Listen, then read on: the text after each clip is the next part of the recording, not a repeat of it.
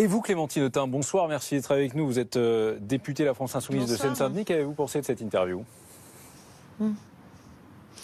Alors sur la forme, il est vrai que France 2 nous a offert une sorte de publi-reportage. Le moins qu'on puisse dire, c'est que la contradiction n'a absolument pas été apportée au président de la République. Moi, ce qui me frappe d'abord, c'est tout ce qui n'a pas été dit, tout ce qui n'a pas été abordé. Rien sur les inégalités, alors qu'un rapport vient d'être mis et montre qu'à l'échelle mondiale et en France, les inégalités s'aggravent dangereusement. Rien sur l'éducation, au moment même où nous discutons au Parlement d'une loi qui propose la sélection à l'université, une loi qui va aggraver là aussi les inégalités. Rien non plus sur les migrants, alors que c'est un sujet dramatique sur lequel on aurait aimé entendre le président de la République.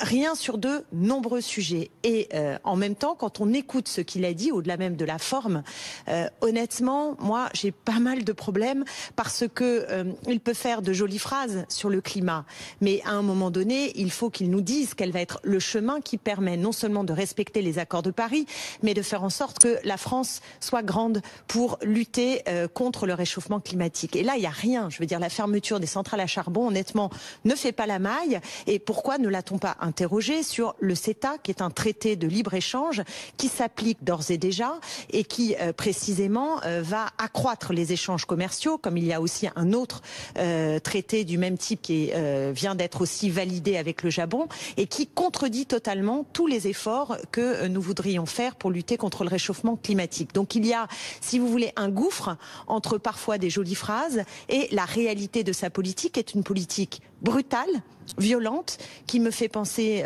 davantage à Margaret Thatcher, donc à un temps très ancien et certainement pas à une forme qui se veut moderne et qui avait quelques accents monarchiques assez détestables. Restez avec nous, Clémentine Autain. Clémentine Autain, quel regard vous portez sur la manière d'envisager l'opposition du président de la République ? Bon, écoutez, on la pratique tous les jours, donc le mépris qu'il a développé pour le Parlement, pour les oppositions, moi je le vis tous les jours, nous le vivons tous les jours et je peux vous dire que c'est pas une partie de plaisir. Donc je voudrais aussi revenir sur l'autre déclaration que vous avez mise en avant tout à l'heure qui concerne la finance et l'écologie.